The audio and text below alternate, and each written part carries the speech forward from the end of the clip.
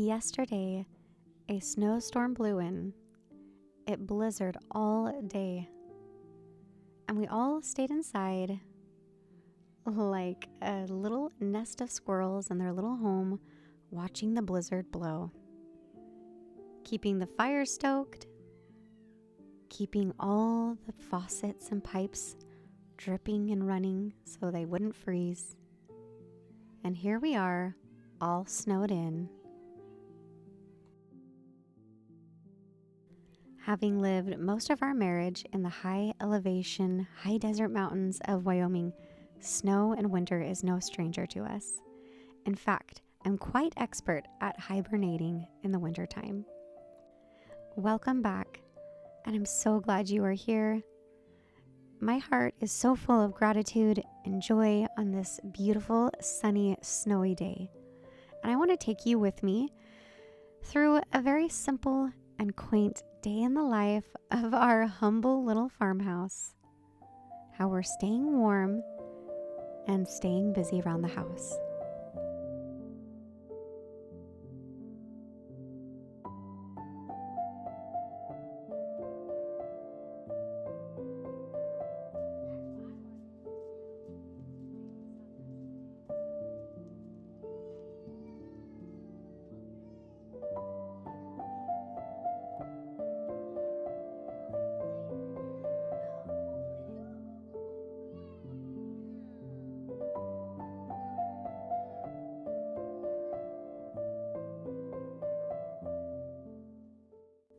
There was no rush to get up this morning, for we knew that we were going to be home all day, and so we all quite enjoyed sleeping in, getting up a little bit later. I'm just making a very simple breakfast of hash browns in the cast iron skillet, starting up a little bit of tea. Everyone's been feeling a little under the weather with a little head cold, and so there's no better time than to stay home, take it slow, take it easy, and rest.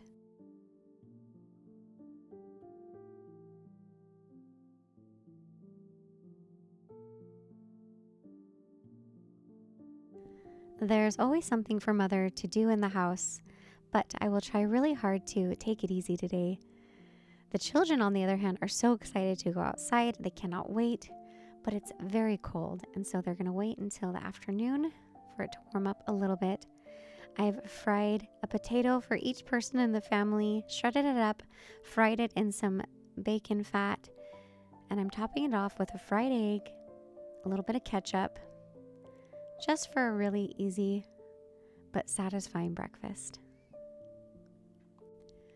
Everyone knew a big storm was blowing in, and so the stores were filled with people trying to get toilet paper and milk and bread. All the vegetables were flying off the shelves. It's funny how people tend to panic and hoard when they know they won't be able to get to the conveniences that they're used to having. The old saying that we've all heard, if you are prepared, you shall not fear, is quite true. But there really is no need to worry. If you have some food stored up, you have some grain, you know how to make some bread, you will weather the storm just fine. These are the days that I'm so content and grateful to stay in my home, make a little bit of bread, use some of the skills that I have to take care of my family with the simple things that we have. We started sleeping up here in the guest room since it got very cold. Our room downstairs is quite drafty. This room, on the other hand, is right above the fireplace in the dining room. We have a little electric heater up here, and it stays very cozy and warm. We are still in the process of sleep training Evelyn, and so she's in the room with us still. I'm trying to get her to the point where she can share a room with her older sister without waking her up too many times. I thought I would take a minute to quietly do some preparing, some meal planning, and organize my thoughts, things that I want to share with you. Meanwhile, everyone is bustling about, pulling out all of their snow gear. The kids are always growing, and so we always have to sift through all the snow pants and things that we have to see which ones will fit the boys this year. I always feel like we spend 30 minutes getting everybody ready to go outside, maybe even longer, for them just to come back in just a moment with cold fingers.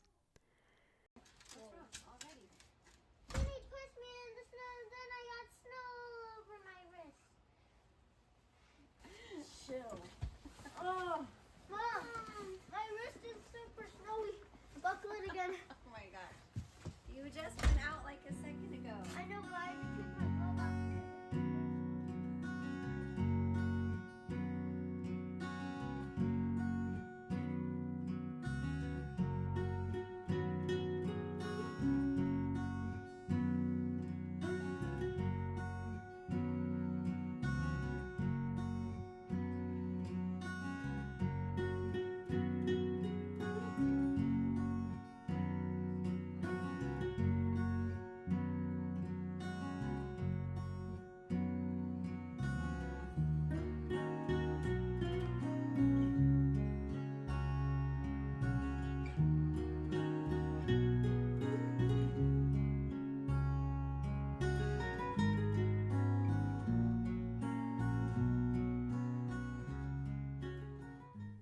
Laura Ingalls wrote a book for young women called On Wisdom and Virtues.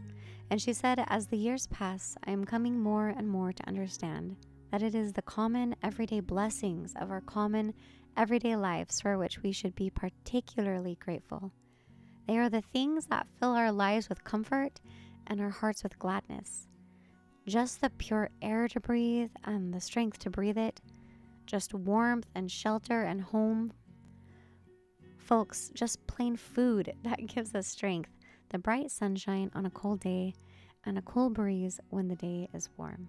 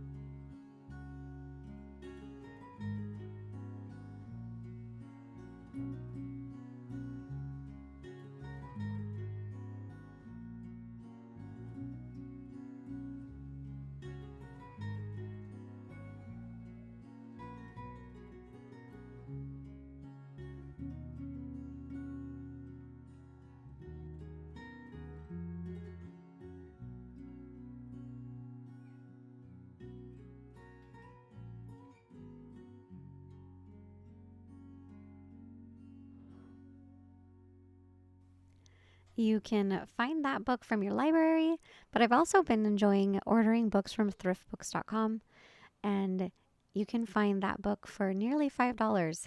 I've been enjoying finding some old favorite books. They're just used books on that website, but what a treasure. For some reason, these thoughts bring me back to my grandma's kitchen, my grandma who passed away a few years ago. My grandparents were experts at keeping what they had very nice. They were always restoring what they had and fixing what was broken. Grandmother's kitchen was always spotless and clean. Was it new? No. Was it trendy? Absolutely not. Was it large? No, not at all. But she kept it very clean and very nice. She was always making food from scratch and doing the best with what she had. And it taught me, and I learned as a young person, that it didn't matter what size of house you had, or how much money you had, or how popular or trendy your place was. As long as you kept it neat and nice, it was comfortable, and it looked nice too. It's almost comforting to think that there is a great big world out there with people who live in all sorts of living circumstances. And what you see on Instagram and Pinterest and online is a very small scope. And it's not even really a scope of reality. The reality is that some people live with dirt floors, that they have chickens living in the room right next to where they sleep, that most people do not live in a trendy and popular home, and their floors need to be refinished, and they are quite content.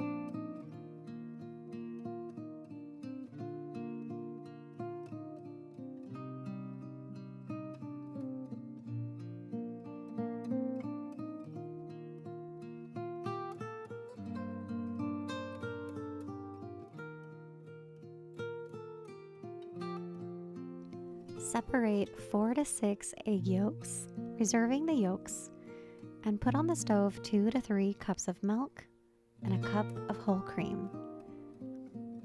Sprinkle in a half a teaspoon of nutmeg and 1 cinnamon stick and a half a cup of sugar. Heat the milk and cream and spices and sugar till the milk is just steaming.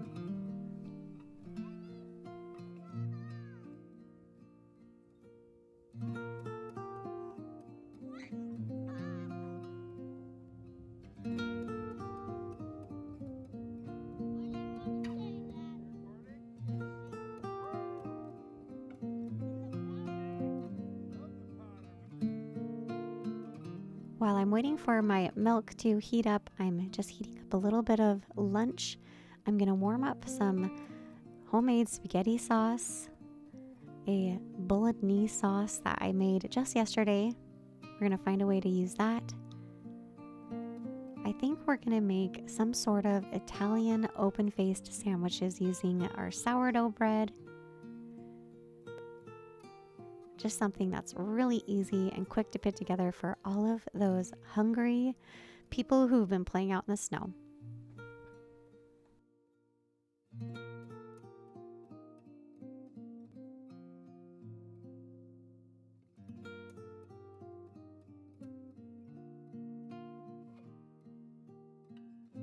Now that our milk is hot, we are going to slowly add some of that warm milk into our egg yolks, bring that temperature up so that we can pour in all the rest of our egg yolks into our hot, steamy milk and cream.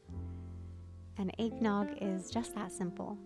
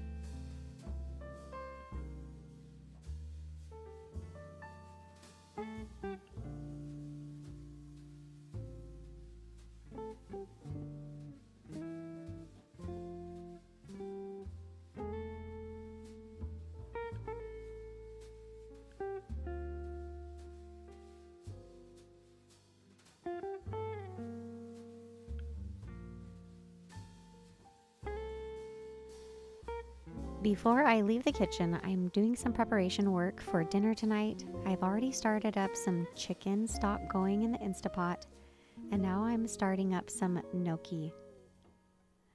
I baked 2 potatoes in the oven earlier today, so I'm shredding those into the flour.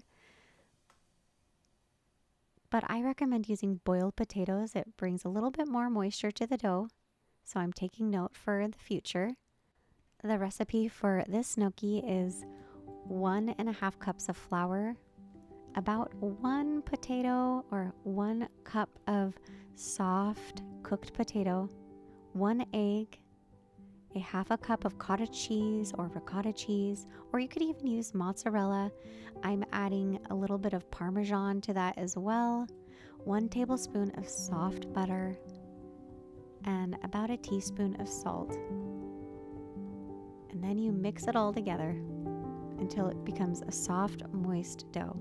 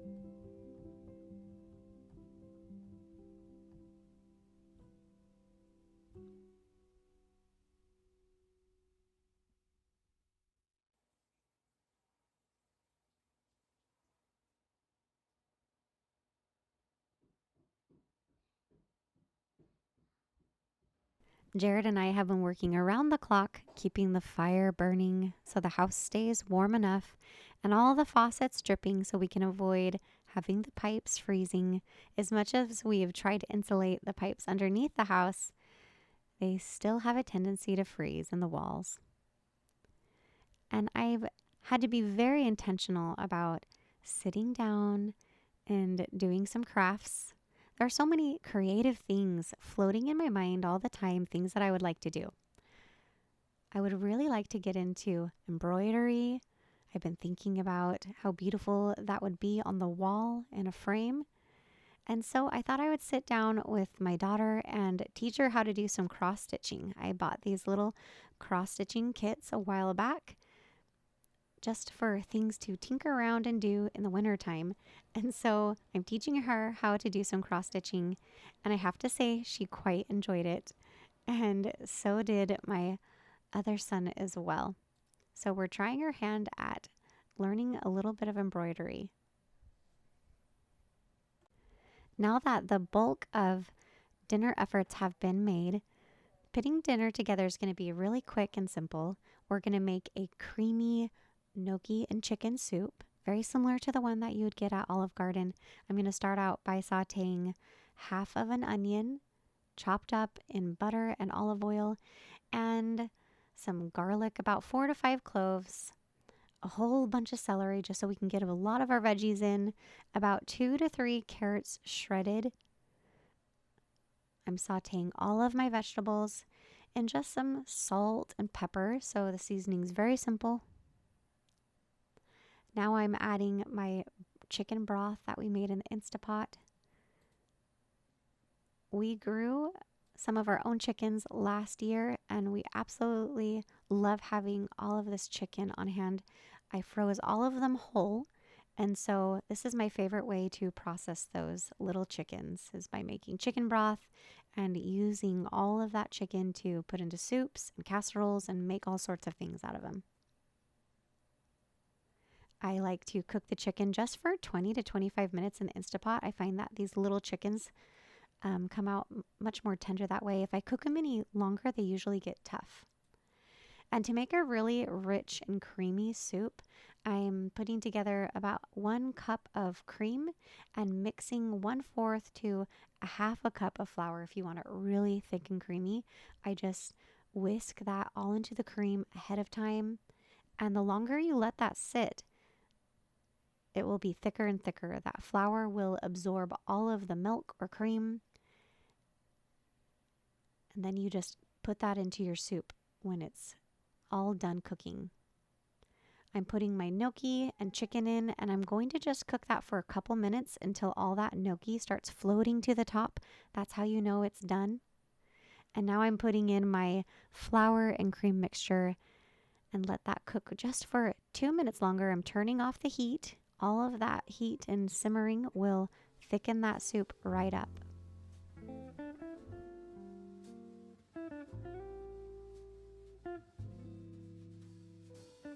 I want to thank you all for watching and being here with me today, and especially thank all those who commented on last week's video for all of your kind and gracious words. I want you to know that I see them all, and each and every one of them touch my heart. Thank you so much. Light a candle, make some soup, keep the fires burning, stay nice and warm and cozy, and be grateful for all the simple blessings in your life. And I'll see you next week for another video. Love you lots.